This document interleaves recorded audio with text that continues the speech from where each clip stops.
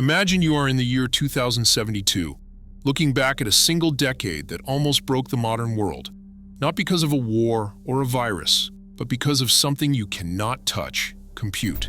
Now imagine someone tells you that was the moment we finally understood that AI did not just run on chips and code, but on something much more basic: energy. That decade, roughly between the years 2035 and 2045, was the first time humanity hit the hard limit of how much electricity intelligence could eat. And right in the middle of that story stood one company, NVIDIA. To understand how we ended up there, you have to rewind to the years 2020 through the early 2030s of the 21st century. In that period, AI models made huge leaps, but compared to what came later, they were still modest. We already had systems that could generate text, create images, write code, and hold conversations. But if you look back from 2072, those models feel almost tiny.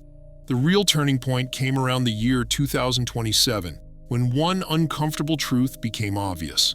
Scale was everything. The bigger the model, the better the results. The compute economy exploded. NVIDIA became the main supplier of that compute because its GPU architectures were tuned perfectly for those parallel workloads. Every time a model got bigger, demand for NVIDIA hardware jumped with it. At first, almost nobody talked about energy. Power usage was something abstract, hidden away in server rooms, where only engineers went. What people saw were cool demos, useful tools, and rising stock prices. But slowly, universities and research institutes started publishing reports with uncomfortable numbers. A single large training run could consume more energy than hundreds of households in a full year. The first public debate began, but it was soft. People asked if it was responsible to use so much power to generate text, optimize ads, or segment radiology images. Yet the conversation stayed in the footnotes. The benefits were visible. The energy was invisible. Around the year 2035, that changed overnight. For a simple reason: the energy problem stopped being hidden. In several countries, especially the United States, Europe, and parts of Asia, grid operators started issuing warnings. The infrastructure was not keeping up. There were periods where data centers had to throttle or shut down during peak hours. Some large cities experimented with temporary limits on new clusters. Suddenly, the link between AI and megawatts became impossible to ignore. AI was no longer just bits and models. It was also kilowatt hours and grid capacity. NVIDIA by then was the symbol of that growth. Not because the company itself was burning the power, but because its chips were the engines inside the data centers that did. In that decade, you could see three big movements unfolding at the same time. The first movement was political and regulatory. Europe was the first major region to respond with real rules. The goal was not to ban AI, but to manage it. The European Union built what later became known as the Compute Allocation Framework. That framework defined who could access how much compute, under which conditions, and with what kind of energy profile. New data centers had to prove that a large share of their power came from renewable sources, that they used advanced cooling systems, and that they scheduled workloads intelligently to avoid peak stress. It was a technocratic approach, but it worked. The point was not to slow AI down, but to make sure cities did not literally go dark, because a cluster somewhere decided to train a new model. The United States took a very different route. American leaders increasingly saw AI as a strategic weapon. Instead of restricting, they subsidized. The government encouraged private data center construction, gave tax benefits to energy companies, and launched so-called compute corridors, geographic zones where giant data centers were built right next to power plants, often in states with low population density. NVIDIA benefited directly from that choice. If hyperscalers like Amazon, Google, and Microsoft wanted to build massive new regions, they needed massive new shipments of NVIDIA hardware. Money flowed towards Silicon Valley and towards energy utilities, while Europe tried to steer toward balance and sustainability. China, as so often, went its own way. There, the state saw compute not just as an economic engine, but as a pillar of national sovereignty. China poured investment into domestic chip design, domestic data centers, and domestic energy. And the country made one decision that seemed controversial at the time, but later looked obvious: micro-reactors. China built small modular reactors near data centers so that energy and compute were physically tied together. That allowed the country to grow its compute capacity without depending on fragile national grids or foreign fuel supplies. While Europe debated and America subsidized, China simply built. The second movement of that decade was technological. Once the energy problems were out in the open, engineers started asking a hard question: can we make AI less wasteful? At first, the focus was almost entirely on hardware. NVIDIA developed new GPU architectures with lower power draw, better cooling, and smarter workload distribution. But the bottleneck did not live in silicon alone. Software was just as guilty. Researchers realized that a lot of AI training was pure waste. Models were larger than they needed to be. Code was sloppy. Datasets were full of redundancy, and many inference workloads were running at maximum speed, even when they did not have to. That triggered a wave of optimizations.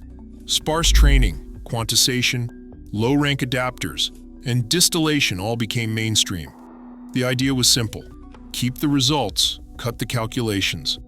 NVIDIA pushed that movement forward by building frameworks and tools that made energy hotspots and inefficiencies visible to developers instead of hiding them.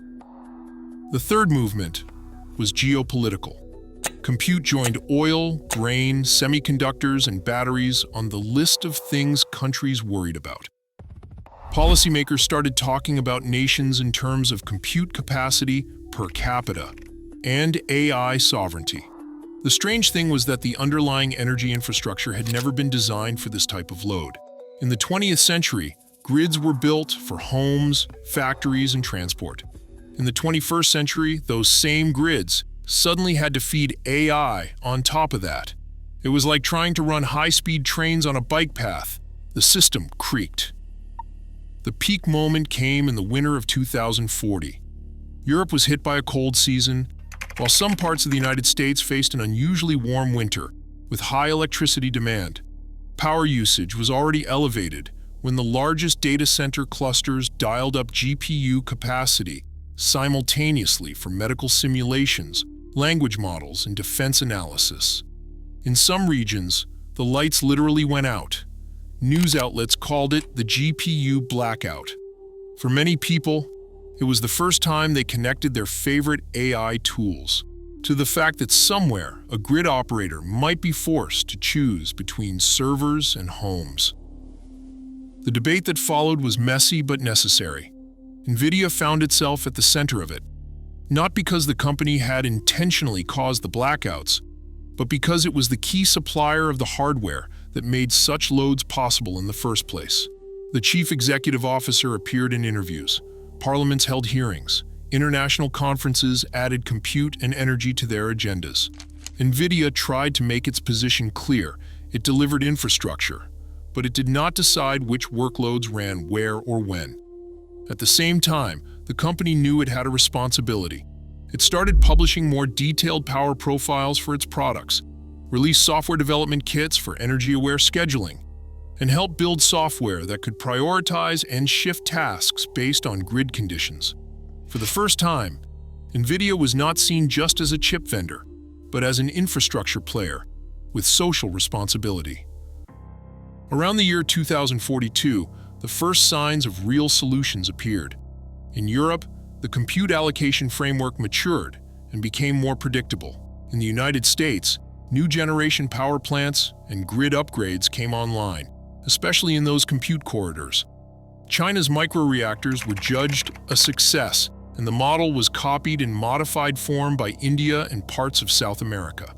NVIDIA rolled out liquid-cooled system designs that dramatically improved energy efficiency at the rack level. At the same time, AI models themselves became leaner, smarter, and more aware of cost. The world learned a new phrase: compute awareness, the idea that AI had to understand the price of its own existence. From where we sit now, in the year 2072, it is tempting to simply label that decade as a crisis. And it was a crisis. But more than that, it was a catalyst. It was the period in which the world learned that compute is never free, that innovation without infrastructure is fragile, and that energy, politics, and technology are locked together whether we like it or not. Without the pressure of those years, we might not have switched so quickly to renewable energy, microreactors, intelligent grids, and efficient AI software. The pain of that decade built the stability we enjoy now. NVIDIA's role in that story was double. On the one hand, its success drove the demand that exposed the cracks. On the other hand, its hardware, software, and data center designs became part of the way out. Between the years 2035 and 2045, NVIDIA moved from being seen as the chip maker behind AI to being one of the architects of our compute infrastructure. That stretch of time is not just a footnote in the history of AI. It is a full chapter in the history of energy, infrastructure, and geopolitics.